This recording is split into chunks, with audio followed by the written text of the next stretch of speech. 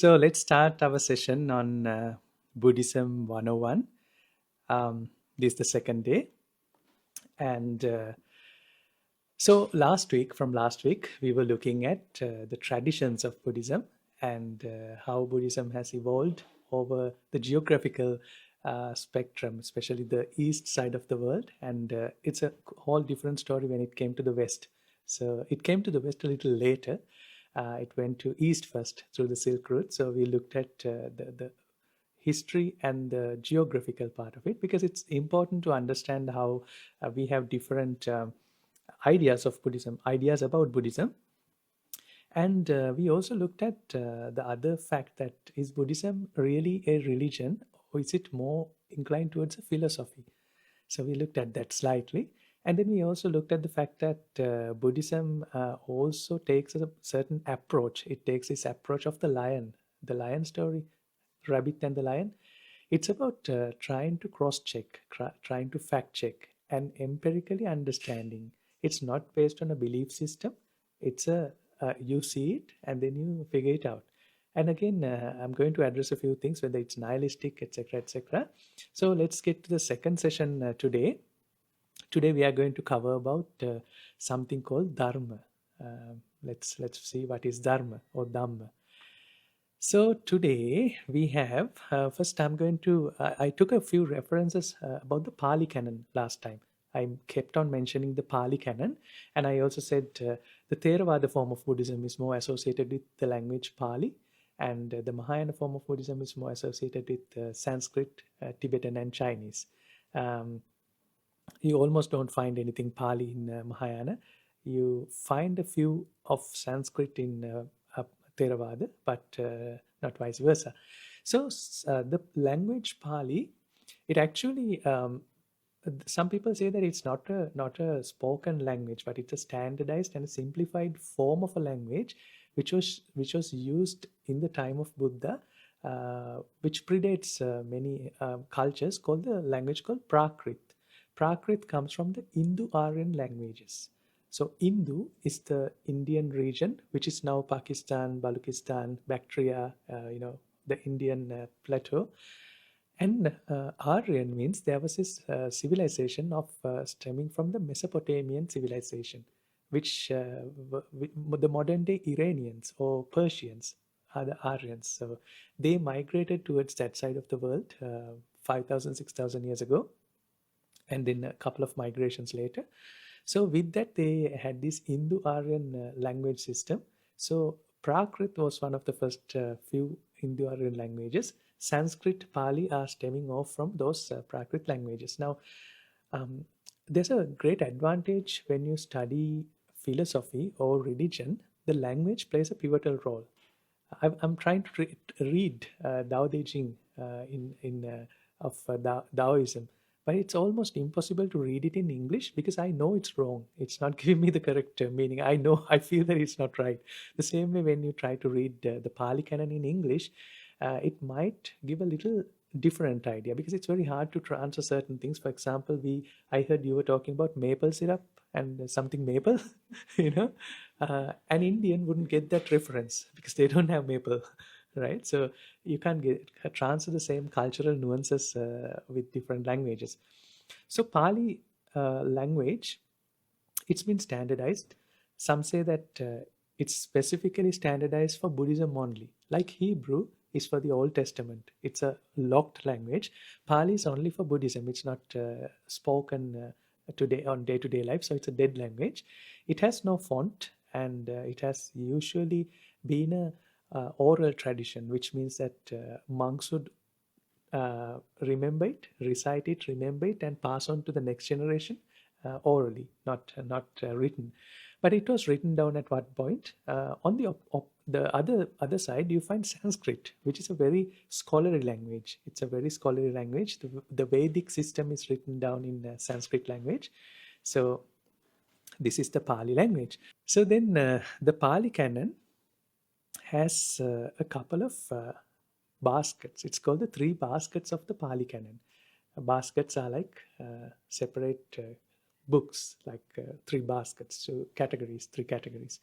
So the first one is called the Vinaya.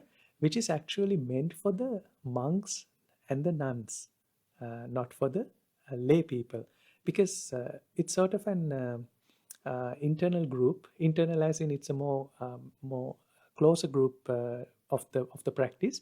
So when they stay in a monastery, there's a set of rules. It's basically a code of conduct. I'll get into what Vinaya is at a later point, but for the time being, it's a code of conduct mainly for the monks with a couple of instructions for their mindfulness practice. And there's a novice monk who's bound by 10 rules, and there's a higher ordained monk who's bound by 227 rules. So, for example, I'm a high ordained monk. I don't remember all 227, but I remember the most important ones. Some you can, some are excused. Like it's again not to punify you, not based on punitive justice. It's more of how do you make use of that for your mindfulness practice. But there are four rules. If you do that, you have to get out of the system. You can't become a high ordained monk. So that's the Vinaya or the code of conduct basket. But then we find this one the most important one for us, which is the Sutra Pitaka or the discourse of Buddha. I will explain what it is, but then you also find this secondary version, a slightly more philosophical or a more theoretical version called Abhidharma. Now you find the word Dharma there, right? So let's see what Dharma is at a later point. So if we look at the Sutra Pitaka specifically, the Sutra Pitaka consists of 5 books, and Diga, which means long in Pali. Majjhima means medium. Samyukta is linked or connected. Samyukta and Anguttara and Kuddaka Nikaya. So if you look at the and what is in here, basically Diga Nikaya consists of a dialogue of Buddha or in a storytelling format. So it contains very long discussions that Buddha had. The first sutta of Diga Nikaya is called Brahmajala Sutta, a very long discussion he has with his disciples. So this one would have 34 such long discussions, like really long discussions. It's called Diga Nikaya. I'm sure you have seen the Pali Canon up there, the maroon color books. That's a lot of books. And although one monk called Bhikkhu Bodhi from America, I think, he's right now in America, he has simplified it into 5 English books. They are quite big in size. You can find them upstairs as well. So the Diga Nikaya has 34 long discourses. Majjhima Nikaya, the middle length discourse, has about 152. And then the Samyukta Nikaya has over 2,900 of short verses. Now, these verses they are together in thematic clusters. So the good thing is you don't have to read all. Let's say that I had a discussion with few of you on the same subject. They are different people, but they are the same theme. So it's a thematic cluster of these discussions. And so it has this repetitive pattern. You would see repetition in that. So you don't have to read everything. There are minor variations, but because it's very difficult to read 2,900 small verses, right? And then Anguttara Nikaya is specifically known for the numerical lists, like Buddha would explain. I can explain the world in 10 ways, or I can explain the world in 9 ways, 7 ways. So it's like that. It's very numerical. But then you find over 9,500 verses in that. That's very long too. And then Kuddaka Nikaya happened to be a compilation of different verses and short text and stories, a collection, which is very interestingly not compiled at the same time period. So any holy scripture in the world is not one pure holy scripture. According to the scholars, they find the Guru Granth Sahib of Sikhism and Quran are the most identifiable, closer compilations, but still they are compilations. The Old Testament, New Testament, the Tripitaka, the Pali Canon, they are all compilations, which means that they have been compiled at different time periods. So the ideologies change over time, the language change over time. So linguists, they can identify which period they belong to. So Kuddaka Nikaya, some say some of the later editions are there in the last basket. So it's like that. But you find that there's a lot of suttas in the Pali canon, which makes it very hard to read. Now it's in Pali, not in English to start with, and then it has over uh, they say 84,000 different verses. But then that's the nature of how things are. If you look at the Bible, it has 73 books, over 33,000 verses. Quran has about 114 surahs or chapters with over slightly over 6,000 verses. So um, you look at the Hindu Veda, it has over 20,000 verses, over four books, Rig, Yajur, Sama, Atharvan. But then this Veda has been interpreted by so many scholars 2000 years ago. That knowledge is massive. No one can really ever finish it. I don't think anyone can fully finish the Veda. So all the holy scriptures are like that. There's a lot of things to read. So who has the time to do that? But the way we should look at it is that when Buddha met someone and when someone found his enlightenment, he didn't have to learn the entire thing. Now it's just everything is on a database. Now we have to read everything. So that's a bit of a problem. We are not looking at the customized version of that discussion. We are looking at different prescriptions given to many patients, right? So that makes studying a philosophy or a religion a little tricky or challenging because there's a lot to read. Um, I just noticed that after my first few years in the jungle, I started discussing Dharma on a more public forum after COVID, right? And since then, I was just checking the YouTube. There are 140 videos on that. So that's a lot of discussions. I mean, if I did that in 2 years, 3 years, Buddha has done it over 45 years. So that's a lot of discussions. That's why we have ended up with so many short verses. But if you are interested, you can look at a few places where you would find Pali Canon in English. Again, the language is a tricky thing. I will send you this in a note, Sutta Central. But there's this one important dictionary. I want to introduce you to the Pali Text Society Dictionary. There was this one gentleman called Rhys Davis, Professor Rhys Davis from 1940s, 50s. He was a Pali scholar. He has done a lot in Pali language. One of the Westerners to study Pali, and he has made this beautiful English to Pali dictionary. I find it to be very balanced. So even to date, if I want to find something, I go to PTS dictionary. So that's one. So these are the 5 books of the Sutta Pitaka. The first one, the Vinaya Pitaka, the discipline part, code of conduct part, not so important for us. So then let's look at some of the questions we had from the other day. Is Buddha a god? Right now we are going to look at that part, and also we are going to look at, can Buddha bring me material success? Can Buddha protect me from malady? Can Buddha teach me find peace? Is Buddhism escaping reality? Does Buddhism teach the world is an illusion? Is Buddhism nihilistic? So now I'm going to quote from this sutta called Arya Paryeshana Sutta. Arya Paryeshana, which means a noble research. Noble research.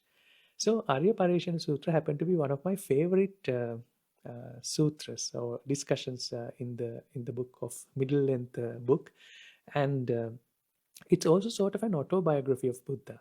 He says that this is what I did before I found my enlightenment, and in that one he says that before I found this enlightenment, I was subjected to aging, sickness, malady, ailment. I was subjected to that. I was also subjected to heartache. My mind would be pressurized sometimes. I was subjected to that. After I got enlightened, I was still susceptible to aging, death. I did not escape that. But I just figured out how to be not bothered by everything else. So that's the difference. So, which gives us a wonderful account, especially in Theravada Buddhism, that Buddha is not a person with special powers.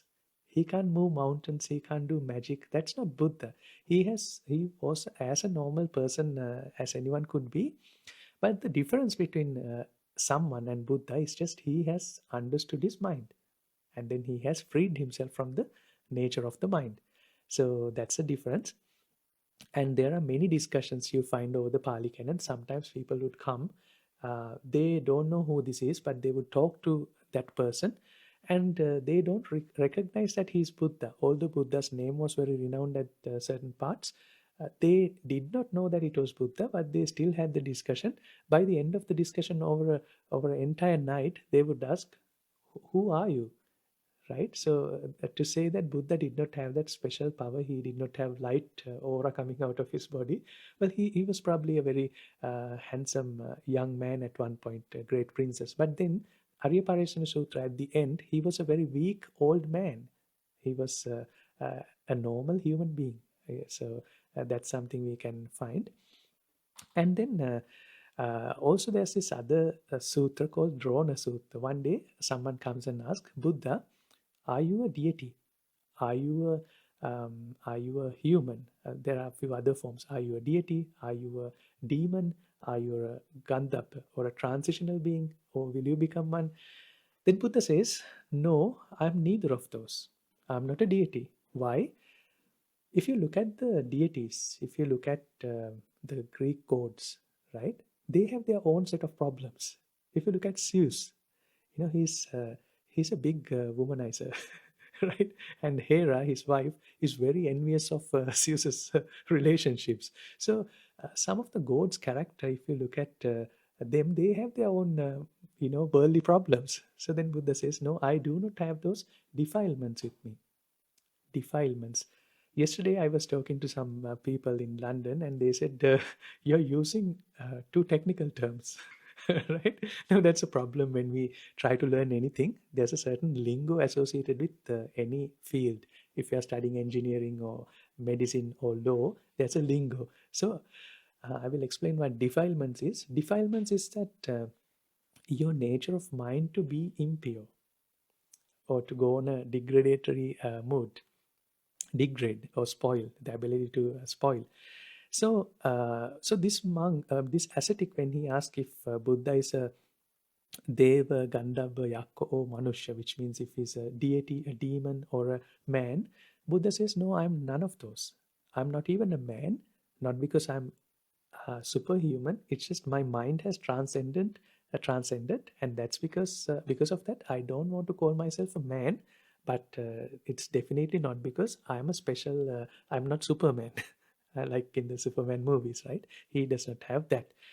But then we find, especially with the cultural adaptations of Buddha, even Jesus, even Prophet Muhammad, you attach certain mystical values to these revered sages, and their character becomes very different. They becomes very unapproachable, almost magic like characters, where they're so far away. Theology is different. It's the son of the god, right? But in Buddhism, he's not the son of anyone. He's just an ordinary man who has understood his mind. But when the Buddhism went towards the Silk Route, especially not even the early days of Mahayana Buddhism, but after about 800 to 1000 years, Joy the other day asked me about the Pure Land tradition of Buddhism. So Pure Land tradition of Buddhism, there's a wonderful book called Sukhavati Vyuha Sutra. That's sort of the Sanskrit version of the Pali canon, but it's a explanation to the core doctrine of Buddha, coming from the Heart Sutra or Saddharma Pundarika Sutra of the Mahayana canon. So Sukhavati Viha Sutra, Sukhavati means the pure land. The English translation is pure land. So in the pure land, which is almost like a heaven, there's no sorrow there. It's a perfect place. It's pure and white land. So there's a Buddha called Amitabha Buddha. Amitabha means the infinite light. Now that Buddha is different to Sakyamuni Buddha, or the Buddha that we are talking about, who's a human. So this Buddha is a savior. He's a god. You can pray to him. You can recite his name. And if you keep reciting his name enough, Ami204, Ami204, if you keep reciting that over and over again, they believe that you will end up in the Pure Land or the Sukhavati. So that Buddhism is slightly different to the Buddhism I'm going to teach you, Theravada Buddhism. In Theravada Buddhism, you recite Buddha's name 1 million times, nothing is going to happen to you. So I'm sorry about this Buddha. He doesn't work that way.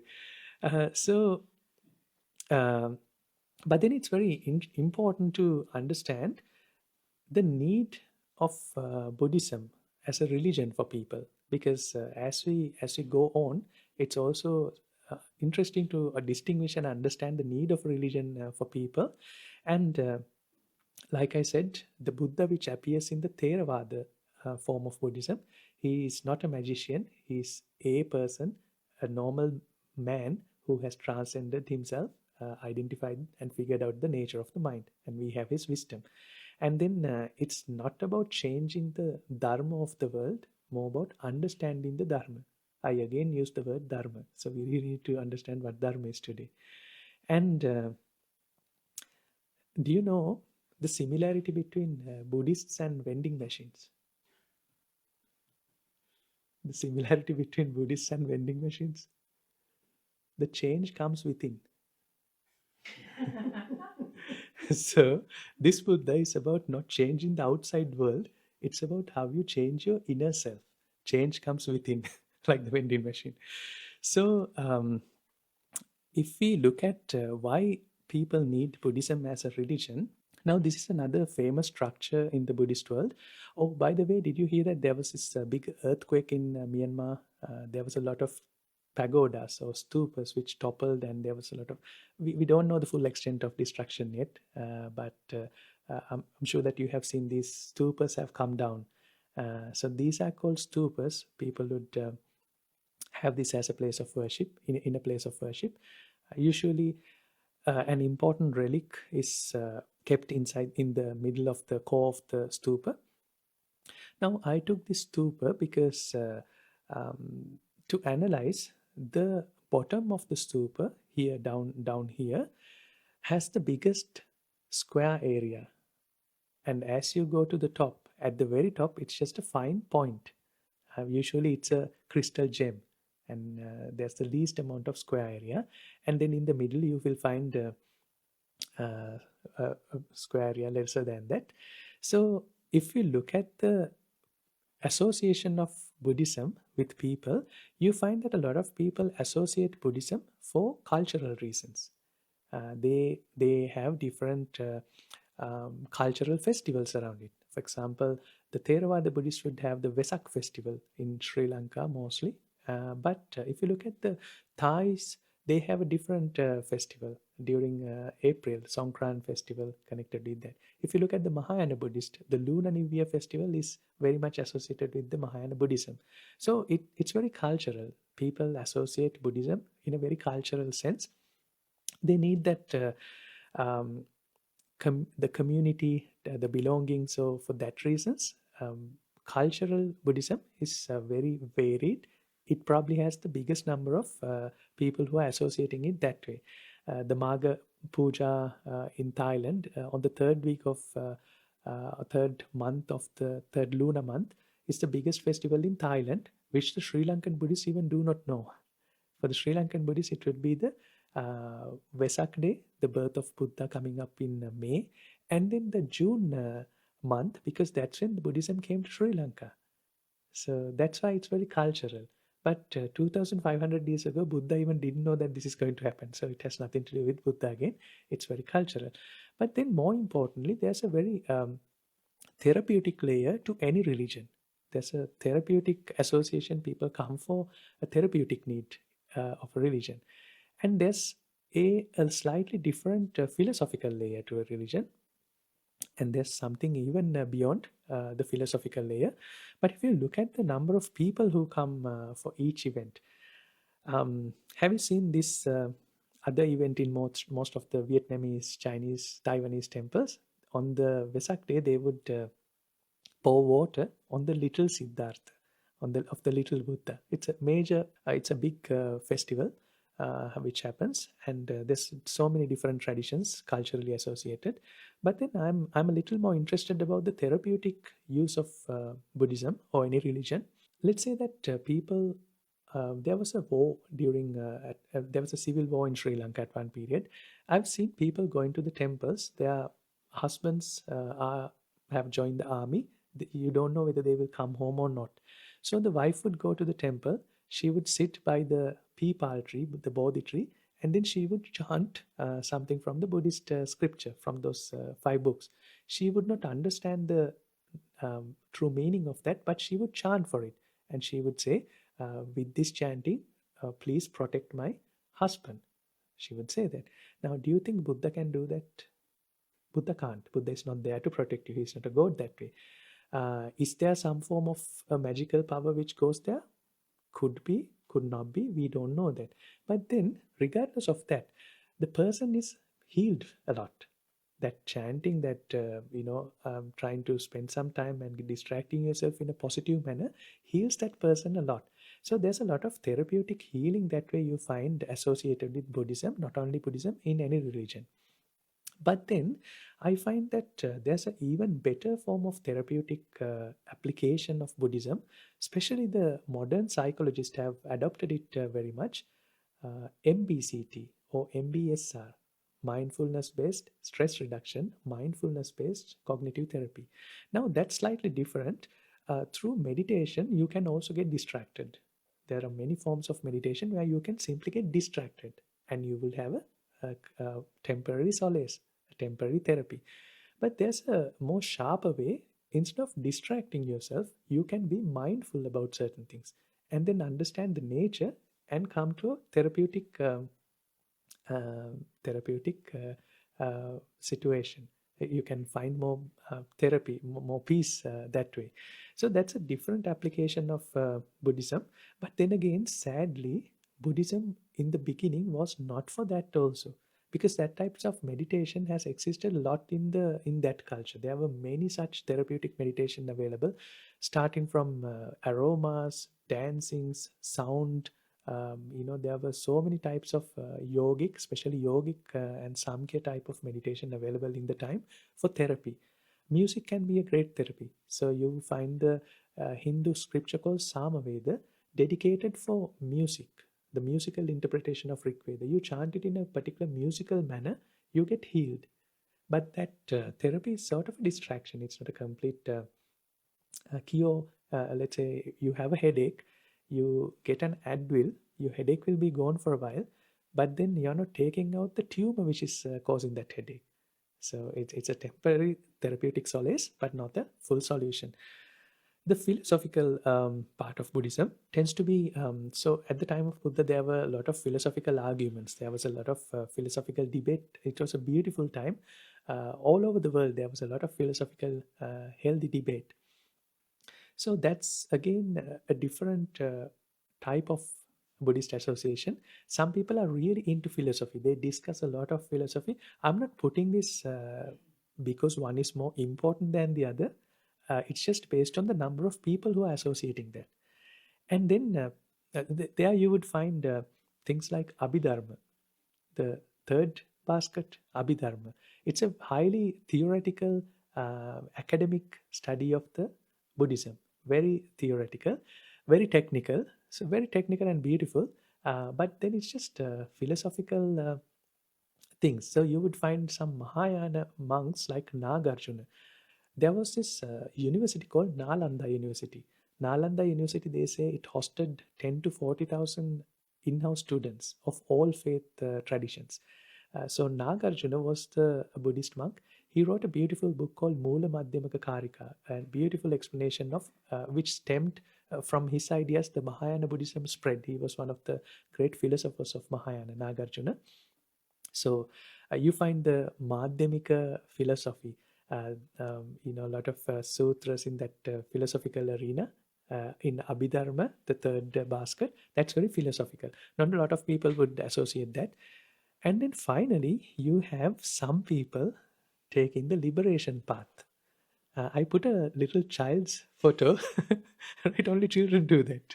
The adults even won't go there. Most of the people are stuck in the cultural layer of Buddhism or the therapeutic layer of Buddhism, and then a few in the philosophical layer. So the path of liberation is a path very few people walk, right? So why did I mention that? When you are getting into learning anything, it's a question for you. Why did you come here? For which need, right? And it's a self-inquiry. So we need to understand, why are we here? Are we here to liberate ourselves? Are we here to learn philosophy? Are we here for a therapeutic reason? Or are we here for a cultural reason? Right? So we need to understand that. I keep on saying that Buddha is not about changing anything. Buddha is about understanding the Dharma. So then we need to understand what is Buddhism. Buddhism, if I have to sum it up, Buddhism is about understanding Dharma through Vipassana. So, two words now, Dharma and Vipassana. But what is Dharma and what is Vipassana? Let's look at what that is. This particular image is from a carving in Sanchi, modern day Bihar. During Ashoka Emperor's period, there was this beautiful carving. You would find the first discussion or the sutra of Buddhism is called Dhamma Chakkappavattana Sutra. Now, don't get too confused. Dhamma, right? So we find this word Dhamma. Chakka means a wheel, the wheel of Dhamma, right? So to depict that, they have put a wheel here, a cart wheel at the time. Dhamma Chakka Sutta. So Dhamma Chakka Sutta is the first discussion Buddha has with his close friends who did not believe in him. So that was the first one. And the word Dharma, if you look into Hinduism or if you look into Confucianism, it has the same idea of Dhamma. It's about duty. Duty of a partner to the husband to wife, son to father, society, a king to the society. So the duty or the responsibility or the moral way, the righteous moral way. But in Buddhism, you find the word Dhamma to be the universal law of nature. That is the more likely idea of Buddhist Dharma. The universal nature, the nature of the world or the universe. So if Dharma is the universal nature or the nature of the world or the universe, then the next question is, what is world? Now, it's important to understand what is world in Buddhism. So usually if you ask a scientist, they would say the world is the ecosphere, the geosphere, atmosphere, cryosphere, hydrosphere, that is world. And the universe is what is far beyond. The new telescope, what's that? James Webb telescope. I think a few weeks ago, they found that there's a new planet in the Goldilocks zone, in the Proxima Centauri planetary system. There's a new planet which is very much like Earth. So they have found it out recently through the James Webb telescope. So for a scientist, the world is all this, and then what lies beyond. But is it the same in Buddhism? Now, it's a very interesting way to know, a very interesting topic that we need to identify.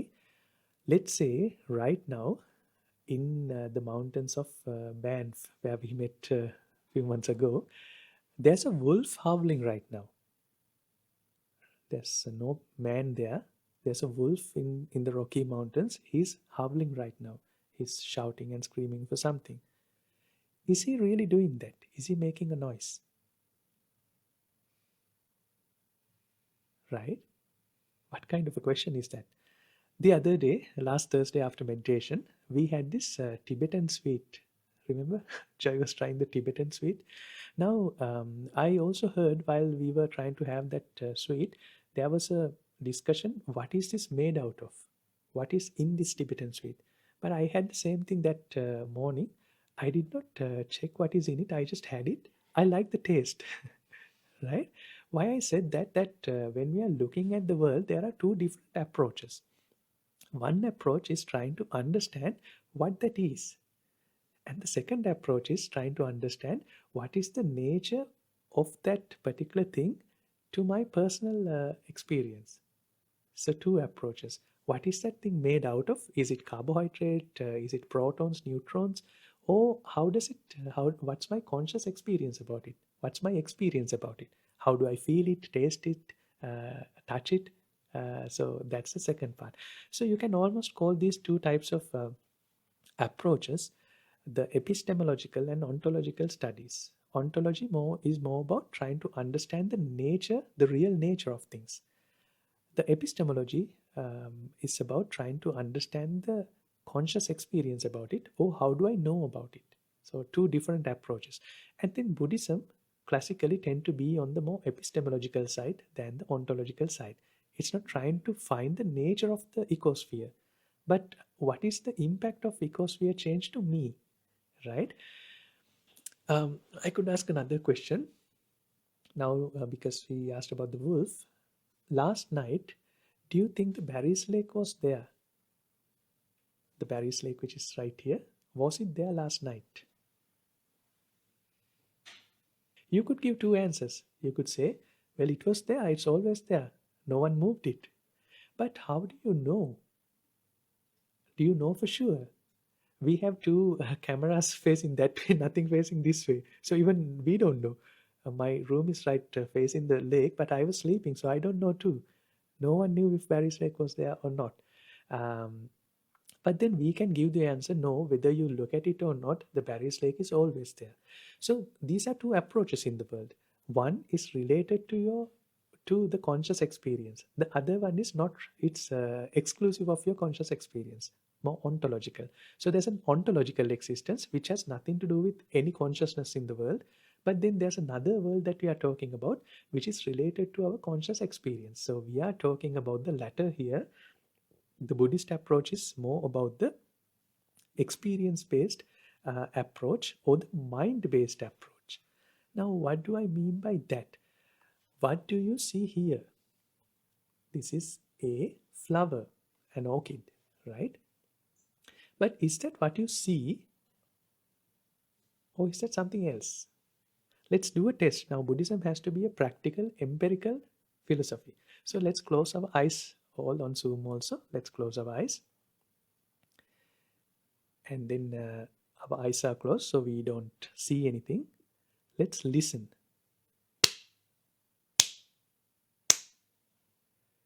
We heard something. Keep your eyes closed. Bring your attention to the feet.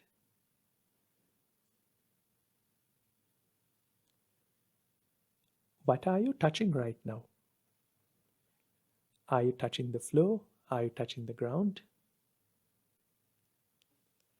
Okay, now let's open your eyes. Now, can someone tell me, what did you hear? Maybe someone from Zoom can tell me, what did you hear? Well, you heard a clap, right? Yeah? Yes. You heard a clap. But when you try to focus on what is touching your feet, did anyone find the ground or the floor? Yeah? Were you touching the floor? But now think about this.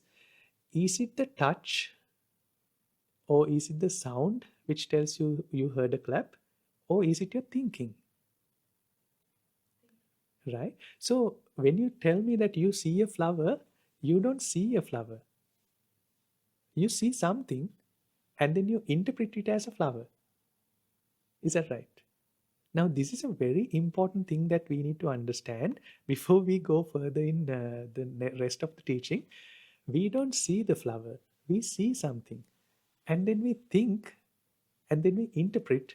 That interpretation gives us this reality. The same way when I clapped, you did not hear clapping. You heard something which was interpreted as clapping. So then, which brings us to this very important point, we have this layer of interpretation, that automatic or involuntary process of our mind, that we cannot see past that, we cannot hear past that, we cannot feel past that. So in a way, we are bound by our thinking, we are bound by our mind. So that's a very important distinction that we need to understand before we go further. So the world that we talk about in Buddhism, what happened to my mouse? I lost my mouse. Okay, it's over there. So what we talk about in Buddhism is about this conscious experience that we have. It's not about the external reality. It's not about the ecosphere, geosphere. It's about how I interpret that. That is where we are going to focus, we are going to look at. And let's, for the simplicity, let's call it the mind, right? For the simplicity, we'll have a different definition at a later point. Let's call it the mind. The nature of the mind, let's call it Dhamma for the time being. Nature of mind, let's call it Dhamma. So now the easy conclusion that anyone could get into is that the mind is the only reality. Do you agree? Is mind the only reality? No. No. How about physical pain? How about if I give you some potassium cyanide, regardless of what your mind interprets, you are going to die, right? So there was this nice philosopher, not a philosopher, he was a trickster. I don't know if you have heard of him, called Nasruddin. Nasruddin was a Muslim, very philosophical guy, but he was a stand-up comedian at that time, just off the court. Um, there was this very interesting school of thought in Buddhism, also in early Buddhism, called Yogachara Vijnanavada, which means that those monks believe that mind is everything. There's no other truth than mind. Everything is in the mind. Mind is the only truth. They believe that. So I see this Nasruddin story is very applicable. One day this guy, probably he's a fictitious character. One day Nasruddin was in the marketplace with his friends. He would always come up with a practical joke. So he was telling his friends, let's have a bet. I'm going to, he showed the mountain, which was very cold. He said, look friends, I'm going to spend one night over that in that cold mountain without any fire. If I do that, would you give me a lunch? Would you give me a free meal? They said, challenge accepted. We are going to give you, no one can go and stay in that very cold mountain overnight. So he said, okay, I'm going to do that. So he went there, he somehow did it, and then he came down and he said, well, I did it. So the friends were like, okay, we are going to give you the meal.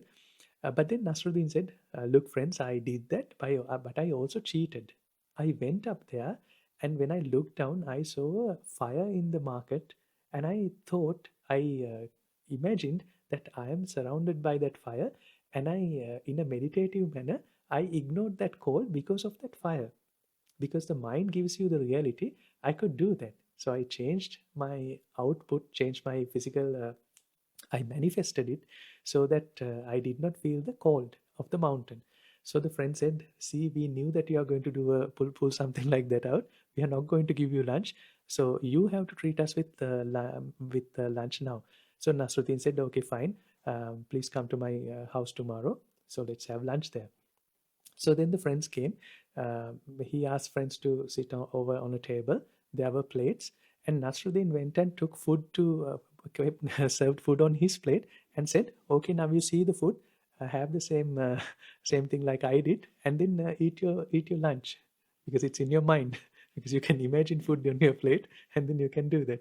So, which gives a fantastic example that everything is not in the mind. That's a wrong view also, because it's very easy to get into this other thought in those questions I mentioned. Is world an illusion? Is everything in mind? That is a specific school of thought of Buddhism called Yogachara Vijnanavada. They believe that the only reality is mind. It's almost like that simulation theory, that we are in a simulation. So that is not Buddhism. Buddhism is not rejecting the ontological, scientific, materialistical explanation of anything. Not rejecting. It's just we would never be able to completely touch it, because whatever you see is interpreted by the data which is in your mind. Like you see a Buddhist monk, now that you know I'm a Theravada Buddhist monk because you've learned about it. But you get someone here from African bush, or an Aboriginal from Australia, or someone from North Pole Inuit. You ask that person, what do you see here? He would say, I see a person. That person would not say, I see a Buddhist monk, because he does not know. So what you see, what you interpret is based on the knowledge you have in your mind, in your capacity, in your data bank. So let's look at Dharma in that note, and let's also look at the layers of reality and nature of the world, or the nature of the existence. Now let's get back to that, which is sort of the main topic we have today, which we will continue to the next day also. So our mind, I put a brain here but I'm really talking about the mind, not the physical brain. There are two fundamental natures in our mind. Very simple. We are either in a more positive state or we are in a oh, sorry, I'm not sharing this with Zoom again. We are in a state of positivity or we are in a bad mood, right? Those are the only two things that we have in our mind. But if you really closely look at our mind, there could be a third part, a neutral part. There's positive, there's negative, and there's neutral in the mind. Is that right? For example, if you look at the world population, there's a group of people that you really love, you're very affectionate, and there's a group of people that you don't like. I don't want to see you. Most of the people, neither. You don't particularly like them or dislike them until you get to know them, right? So neutrality in our mind is also the same. Like right now, someone could say, this white color walls here, are they good, bad, or neutral? What do you think? Are they good, bad, neutral? But what if all the monks get together and paint this in black and green and red next time? Will you be fine with that? You're not fine with it. So, which means it is not really neutral. If you look close enough, it's not neutral. It's like the surface of this table. It looks very clean and neutral, but if you zoom in, you would find zillions of bacteria and crawling microorganism. So when you get close to that, you can put it into one of the two categories, either affection or the aversion. So the nature of our mind is like that. But then deep down, deep down, there's also a nature of neutrality that you could find, which you would not usually find in this normal state of experience. If you go down deep into your mind, especially through meditation, you would find this neutrality. But in the normal world, normal realm, normal experience, we either like it or we hate it. We think it's neutral, we get close to it, we can put it into one of the two categories. That's how it operates. And now, there are certain things in our experience that we cannot avoid. For example, we can't avoid pain, we can't avoid sickness, we can't avoid negative emotions sometimes, right? So we have this nature in our mind, we are susceptible to experience discomfort, we have to endure pain. When we have a disease, an ailment, there's pain. When we grow old, it's painful. When we are young, you play a lot, nothing, you're not tired. But when you grow a little elder, you try to climb something, you take a hike, it's taxing on your body. It's not the same. When you are young, you don't have to care about it. So we have this nature that we are feeling that pain on one side, but then there's also positivity on one side. So there's physical positivity, physical negativity, which translate as mental positivity and mental negativity. But then again, if you look at certain pains, some people like pain. They like, let's say you go to gym, voluntary discomfort, you do yoga, right? You like that pain. Maybe because there's something that you gain at the end, or maybe you just like pain. Some people really love to be miserable. Some people love being miserable, that they like it.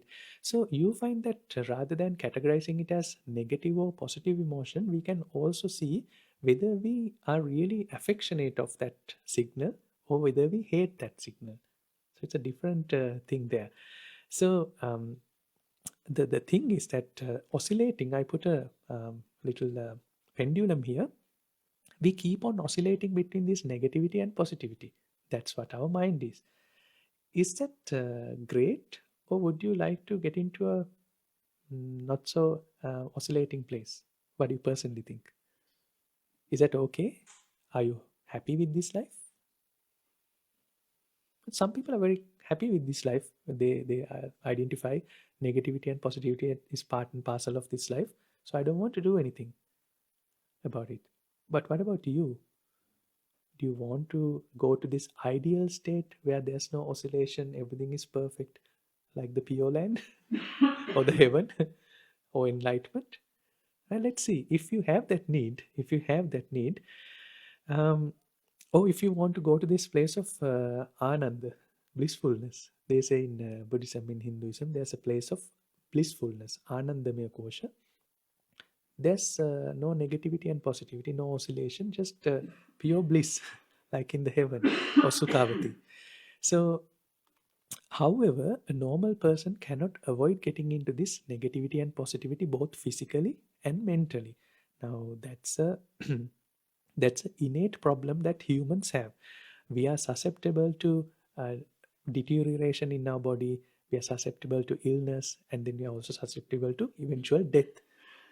uh, the death might not be that bad, but the process of dying could be bad. I mean, I see a lot of people in palliative care. It's bad. It's very difficult for them. I know a lot of people who have lifelong illnesses. They have to have different gadgets around them.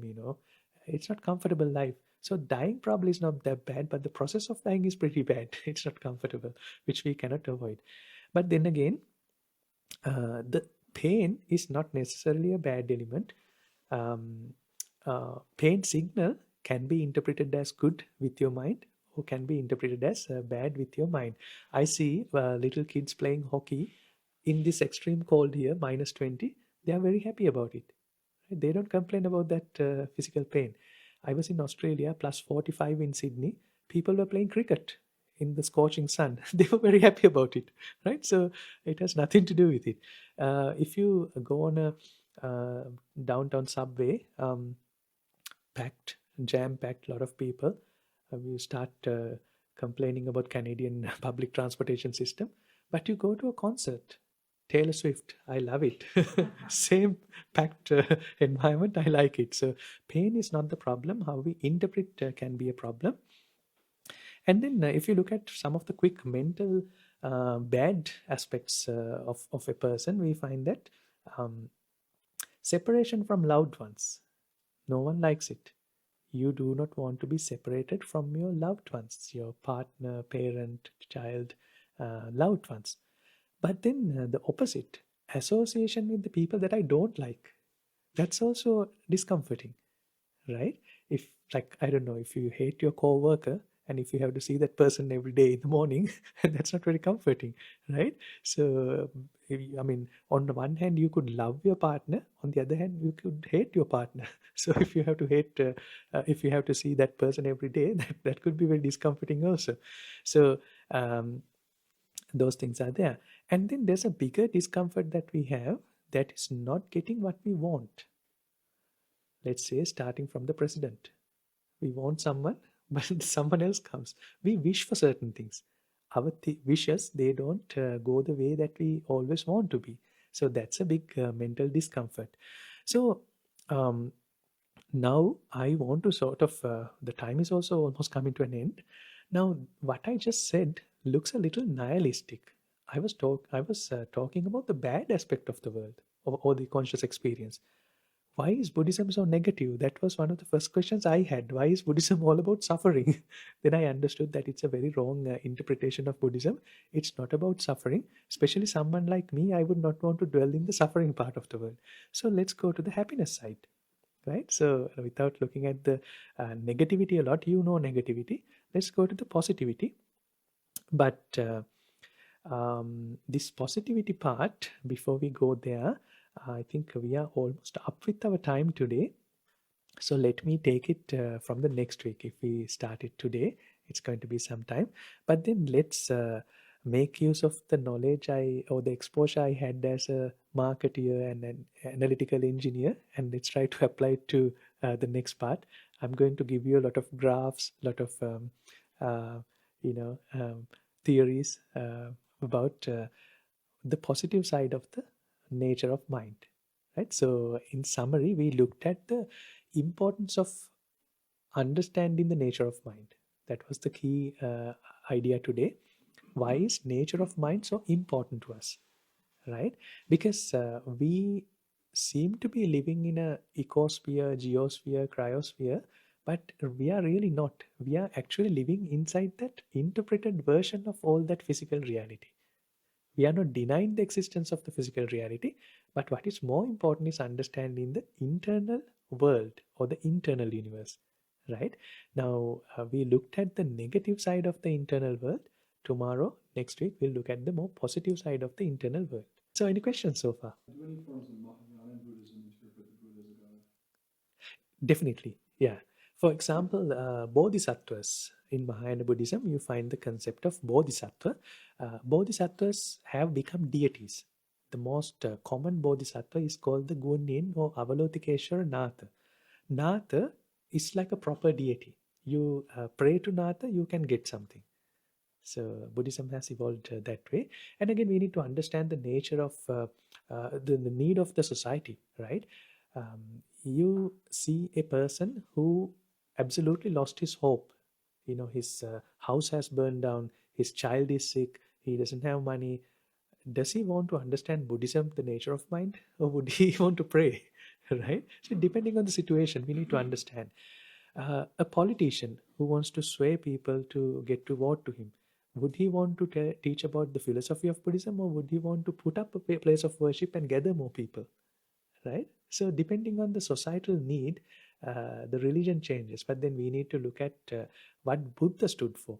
What is the original character of Buddha? So, we can look at it that way. While at the same time, we don't want to sort of neglect all these other things. That's part of the society. That's part of the society. But this teaching is how do you go beyond that cultural part? How do you even go beyond that therapeutic part? And then truly try to get into the understanding of the nature of mind. Yeah. So short answer, there are Buddhist codes. A question about the gap, or you say the neutral. Right. Not the positive, not Right. negative.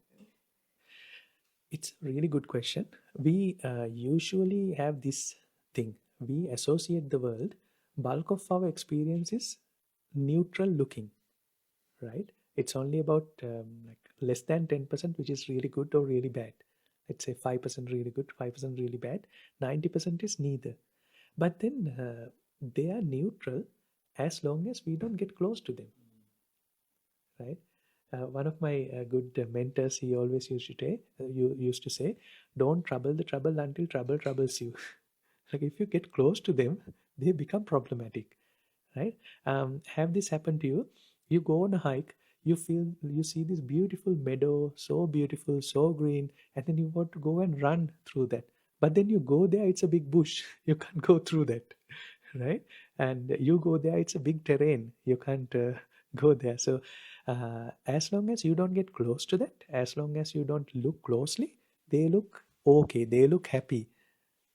It's the same when you look at your friends on Facebook. You know, you look at their timelines. Everyone looks so happy. Everyone's living a perfect life. You go and talk to them, they're miserable. Most of them, right? So it's like that. So this neutrality in nature of mind, there is a neutrality, but that's way beyond these initial layers of neutral looking neutrality. And you would find that especially in meditation, because in meditation you are emptying to such a level, it's almost empty. It's not completely empty, but it's almost empty. So in that emptiness you would find the neutrality.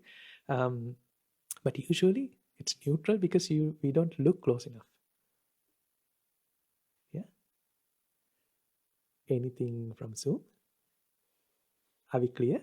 I hope it's not too technical, and um, because it might get a little technical if I introduce certain words, but don't worry about these words, right? They're just a different language, Pali language, and nobody speaks Pali language, only monks understand Pali. But we can understand the meaning of that. That's the more important thing.